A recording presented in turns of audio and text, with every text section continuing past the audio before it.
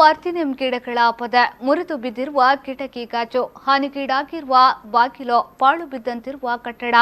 ಇದು ಯಾವುದೋ 100 ವರ್ಷ ಹಿಂದಿನ ಕಟ್ಟಡದ ಚಿತ್ರಣವಲ್ಲ. ಇನ್ನು ಉದ್ಘಾಟನೆಗೊಳ್ಳದ ಮಣಿನಾಲ್ಕೂರು ಸರ್ಕಾರಿ ಪದವಿ ಪೂರ್ವ ಕಾಲೇಜಿನ ನೂತನ ಕಟ್ಟಡದ ದುಸ್ಥಿತಿ. ಗ್ರಾಮೀಣ ಭಾಗದ ವಿದ್ಯಾರ್ಥಿಗಳ ಅನುಕೂಲಕ್ಕಾಗಿ ಸರ್ಕಾರ ಕಾಲೇಜನ್ನು ಮಂಜೂರುಗೊಳಿಸಿ ಕಟ್ಟಡ ನಿರ್ಮಿಸಿಕೊಟ್ಟರೂ ಸೂಕ್ತ ಮೂಲಭೂತ ಸೌಲಭ್ಯಗಳಿಲ್ಲದೆ ಕಾಲೇಜು ಕಟ್ಟಡ ನಿಷ್ಪ್ರಯೋಜಕವಾಗುತ್ತಿದೆ.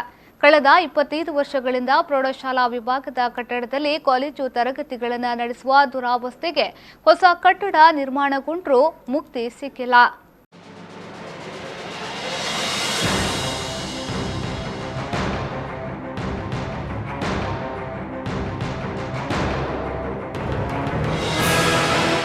ಗ್ರಾಮೀಣ ಭಾಗದ ವಿದ್ಯಾರ್ಥಿಗಳು ಕಾಲೇಜು ವಿದ್ಯಾಭ್ಯಾಸದಿಂದ ವಂಚಿತರಾಗಬಾರದು ಎನ್ನುವ ಉದ್ದೇಶವನ್ನಿಟ್ಟುಕೊಂಡು ಬಂಟ್ವಾಳ ತಾಲೂಕಿನ ಗ್ರಾಮೀಣ ಭಾಗವಾಗಿರುವ ಮಣಿನಾಲ್ಕೂರಿಗೂ ಸುಮಾರು 25 ವರ್ಷಗಳ ಹಿಂದೆ ಸರ್ಕಾರ ಪದವಿ ಪೂರ್ವ ಕಾಲೇಜನ್ನು ಮಂಜೂರು ಮಾಡಿತ್ತು.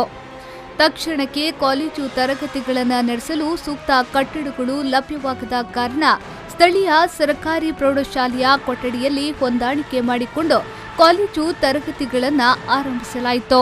ಕಾಲೇಜಿಗೆ ಇಂದು ಕಟ್ಟಡ ನಿರ್ಮಾಣಗೊಳ್ಳುತ್ತಿದೆ, ನಾಳೆ ಕಟ್ಟಡ ನಿರ್ಮಾಣಗೊಳ್ಳುತ್ತಿದೆ ಎಂದು ಇಲ್ಲಿಯ ವಿದ್ಯಾರ್ಥಿಗಳು ಕಾದಿದ್ದೇ ಬಂತು. ಹಲವು ವರ್ಷಗಳ ಕಾಲ ಕಾಲೇಜಿಗೆ ಕಟ್ಟಡ ಮರೀಚಿಕೆಯಾಗಿಯೇ ಉಳಿಯಿತು. ಕಲಾ ವಿಭಾಗ ಮಾತ್ರವಾಗಿದ್ದ ಈ ಕಾಲೇಜಿಗೆ ವಾಣಿಜ್ಯ ವಿಭಾಗವು ಮಂಜೂರಾಯಿತು. ಆದರೂ ಹೊಸ ಕಟ್ಟಡದ ಭಾಗ್ಯ ಸಿಗಲಿಲ್ಲ. ಹೈಸ್ಕೂಲ್ನ ಆಶ್ರಯದಲ್ಲೇ ಕಾಲೇಜು ಮುಂದುವರೆದುಕೊಂಡು ಬಂತು. ಜಿಲ್ಲಾ ಉಸ್ತುವಾರಿ ಸಚಿವರಾಗಿದ್ದ ಬಿ ರಮಾನಾಥ್ರಯವರ ಅಧಿಕಾರಾವಧಿಯಲ್ಲಿ ಕಾಲೇಜು ಕಟ್ಟಡ ನಿರ್ಮಾಣಕ್ಕೆ 55 ಲಕ್ಷ ರೂಪಾಯಿ ಅನುದಾನ ಬಿಡುಗಡೆಯಾಗಿ 3 ಕೊಠಡಿಗಳ ಹೊಸ ಕಟ್ಟಡವೂ ನಿರ್ಮಾಣವಾಯಿತು.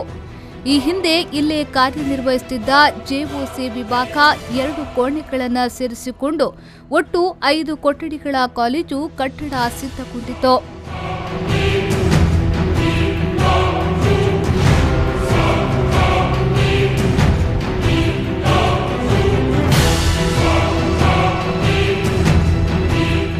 ವರ್ಷಗಳ ಹಿಂದೆ ಕಾಲೇಜಿಗೆ ಹೊಸ ಕಟ್ಟಡವೇನೋ ನಿರ್ಮಾಣವಾಯಿತು. ಆದರೆ ಮೂಲಭೂತ ಸೌಲಭ್ಯಗಳಿಲ್ಲದೆ ನಿಷ್ಪ್ರಯೋಜಕವಾಗಿದೆ.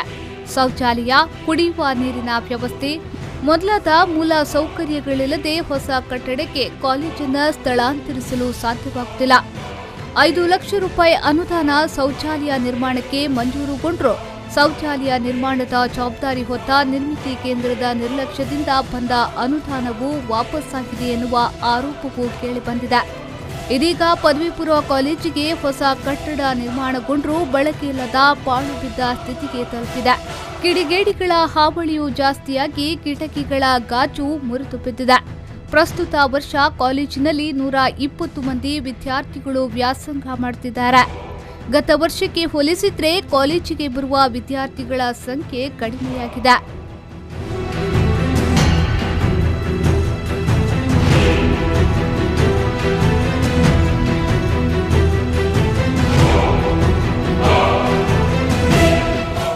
ಪದವಿ ಪೂರ್ವ ಶಿಕ್ಷಣ ಇಲಾಖೆ, ಜನಪ್ರತಿನಿಧಿಗಳು ಹಾಗೂ ಕಾಲೇಜು ಅಭಿವೃದ್ಧಿ ಸಮಿತಿಯ ಇಚ್ಛಾಶಕ್ತಿಯ ಕೊರತೆಯಿಂದಾಗಿ ಕಾಲೇಜಿಗೆ ಈ ಸ್ಥಿತಿ ಒದಗಿದೆ ಎನ್ನುವ ಆರೋಪ ಸ್ಥಳೀಯರದ್ದು.